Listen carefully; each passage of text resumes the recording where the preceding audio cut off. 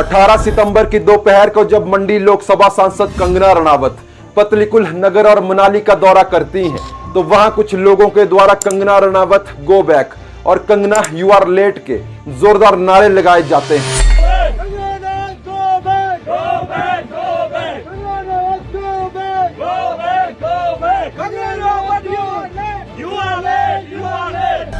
जिसके बाद मनाली कॉन्स्टिट्यूएंसी के पूर्व विधायक उन लोगों को बार बार बदतमीज कहकर धमकियां देना शुरू कर देते हैं और उनके कहने पर उन लोगों को पुलिस द्वारा धक्के मारकर वहां से निकाला जाता है।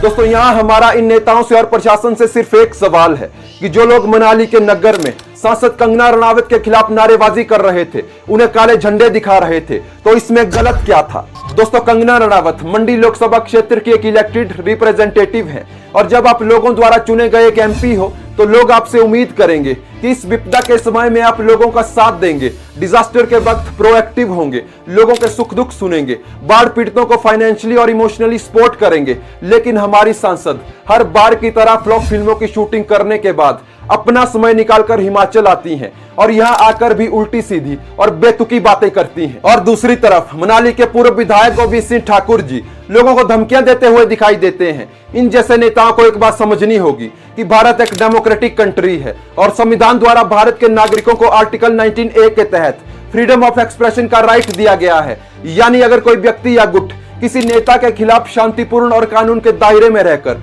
विरोध या नारेबाजी करता है तो यह फ्रीडम ऑफ एक्सप्रेशन या अभिव्यक्ति की स्वतंत्रता के अंतर्गत आता है। लेकिन यदि नारेबाजी किसी नेता की मानहानि, देशद्रोह या सार्वजनिक शांति को भंग करती है तो यह फ्रीडम ऑफ एक्सप्रेशन का उल्लंघन है। तो यहाँ सवाल यह उठता है कि वहां पूर्व विधायक को इतना अग्रेसिव होने की और विरोध करने वाले लोगों को बदतमीज कहने की क्या जरूरत थी, जबकि वो लोग तो शांतिपूर्ण तरीके से ही नारेबाजी कर रहे थे और यह सबको साफ दिख रहा है कि वहां बदतमीजी कौन कर रहा था। दोस्तों, जब लोग अपने हक के लिए आवाज उठाते हैं तो ये राजनेता तानाशाही पर उतर आते हैं, अपनी पावर्स का गलत फायदा उठाते हैं, चुनाव के समय लोगों के सामने हाथ जोड़ते हैं और सत्ता में आते ही लोगों के साथ दुर्व्यवहार करना शुरू कर देते हैं। दोस्तों, कांग्रेस हो या बीजेपी, अगर हमारे हिमाचल में इन राजनेताओं के हालात ऐसे ही रहते हैं तो वो दिन दूर नहीं जब हिमाचल में भी नेपाल जैसी स्थिति बन जाएगी, क्योंकि अब हिमाचल के लोगों में भी इन राजनेताओं के खिलाफ गुस्सा बढ़ता जा रहा है और देवभूमि हिमाचल के लोग अब इन राजनेताओं की भ्रष्ट राजनीति को समझ चुके हैं। बहुत बहुत धन्यवाद।